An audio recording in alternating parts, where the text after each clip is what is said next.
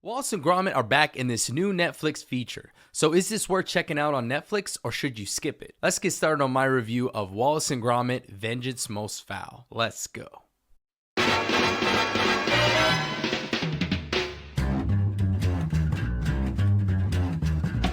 think it's time to blow this thing. Get everybody in the stuff together. Okay, 3, 2, 1, let's jam.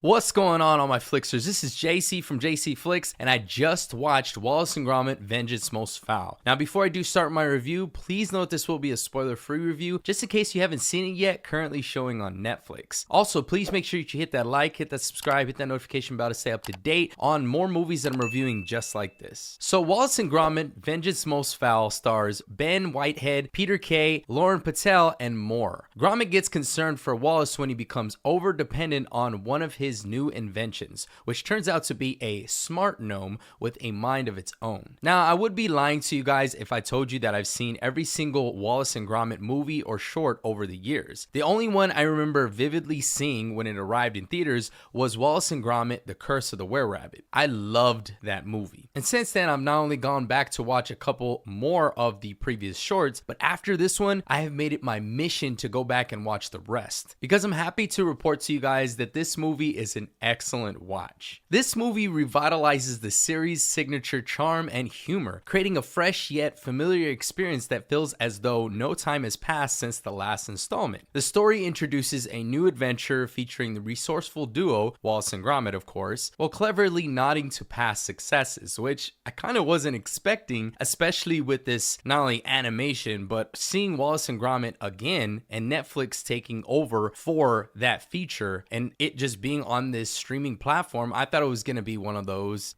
small, short type of movies. Not a short exactly, but a just kind of animated and let's just get the ball rolling. Let's go. Okay, next movie. Because it seems like as of lately, even over the past couple of years, Netflix really hasn't put out a lot of quality. And I'm just being honest when it comes to their original movies. But the shows, however, have been steady. The movies, though, have really taken the back seat and you see a lot of copy and paste type of movies or movies that are just not that original anymore when you see them on Netflix. But talking about past successes, Feathers McGraw, the villainous penguin from Wallace and Gromit, The Wrong Trousers, which I had to go back and watch, by the way, before I finished this review, makes a memorable comeback with an even grander scheme. This time he sets his sights on Wallace's latest invention, a robotic gardening tool named Norbot. And just to briefly give you an overview, it's kind of a synopsis, he aims to use it to further his criminal plans. And it's kind of funny seeing Feathers McGraw in the beginning and you see this penguin like doing some pull-ups in prison and it's just kind of hilarious to see, especially if you have seen the previous film. The narrative blends whimsy and warmth, offering a cozy yet exciting wild ride that honors the legacy of this franchise. Now let's get to the animation, which is one of my favorite parts of this movie. The animation in Vengeance Most Fowl is a testament to Aardman's mastery of stop motion artistry. I remember seeing Curse of the Were-Rabbit and being blown away by the stop motion. I mean, again, like I have said in this channel multiple times, even reviewing such films as Coraline and a few others, I've always been a fan of stop motion and I hope it really never stops. I feel like we don't get many films like this anymore. The film stays true to the handcrafted style that defines the series while subtly incorporating minimal CG effects, and I love that about this film. It's kind of like they're starting to integrate some newer things when it comes to stop motion, I'm sure to either cut the budget or to help some of the workers and the time, efficiency, etc., etc. But I love how they mostly stuck to the stop motion and then kind of sprinkled in some of the CG effects. The attention to detail is evident in almost everything from the slightly dusty interiors of Wallace and Gromit's home to the intricate designs of Wallace's quirky gadgets. Norbot, the robotic gardening tool, stands out with his stiff mechanical movements, providing a striking contrast to the fluid, exaggerated motions of the other characters. The animation strikes a perfect balance between nostalgia and innovation, embracing the imperfections of traditional stop motion to enhance the film's tactical yet charming quality. The design of Wallace's inventions remains charmingly consistent. These gadgets carry a distinct distinct 80s retro futuristic vibe, characterized by their jittery and clunky mechanisms that solve everyday problems in the most endearing ways. This nostalgic aesthetic is alive and well in this film, where modern tech like, for instance, smartphones or iPhones is not really present in this movie. It's like this movie and the universe is well aware of how to keep its feel and at the same time make sure that the audience doesn't miss out on any new inventions that they are creating, especially when it comes to the technological advances, which I love, to be honest. And this is kind of a side note, but I'm currently in the middle of watching Mad Men for the first time, and I love how that show captures the era, the world, and how everything was back then, especially when it comes to the 1960s and even as the show goes on. And ironically, when I watched this, I loved how they kept their inventions and they don't really progress certain things in there unless the audience is watching. Adding to its charm is a relentless rain of jokes, delivering a humor style so delightfully innocent and just funny. And of course, I knew that going into this because just like Were Rabbit, you would have some puns or funny little dad jokes that would kind of present themselves in goofy ways, but they're nice for the whole family. I mean, this is one of those films that you can watch with your parents and your nieces, kids, sons, or even nephews. And this movie really incorporates plenty of visual gags and an extraordinary density of jokes. The animation also plays a key role in delivering the film's humor, which I loved as well. The expressive design of Feathers McGraw, with his deadpan demeanor and comedic wardrobe choices, underscores his role as both a villain and a source of laughter. It, of course, not only made me think of Curse of the Were-Rabbit and some of their other shorts, but also of Chicken Run and other stop motion type of movies that have really been done in the past, and you kind of love to see some of that humor, some of that family fun. The voice performances in Vengeance Most Fowl brings life and personality to the characters, maintaining the charm that fans have come to love. Wallace's cheerful yet slightly bumbling demeanor is portrayed with warmth and authenticity, capturing his inventive spirit and occasional naive personality. Gromit, though, of course we know, is usually the brains behind it or the one that gets Wallace out of trouble. He is silent, of course, just like the past films and shorts, but communicates volumes through his expressive animation and perfectly timed reactions, adding depth to his character. The supporting cast, including the menacing yet oddly comical Feathers McGraw, enhances the story with distinct vocal nuances and impeccable comedic timing. Together, the voice acting and character performances contribute to the movie's rich, engaging atmosphere. Overall, Wallace and Gromit Vengeance Most Fowl showcases Aardman's ability to evolve while staying true to the essence of its beloved characters and visual style, making it a delightful addition to the franchise and this universe. With all that being said, you guys, I'm gonna give Wallace and Gromit Vengeance Most Fowl 4.5 flames out of 5 and a super fire film rating. It's good.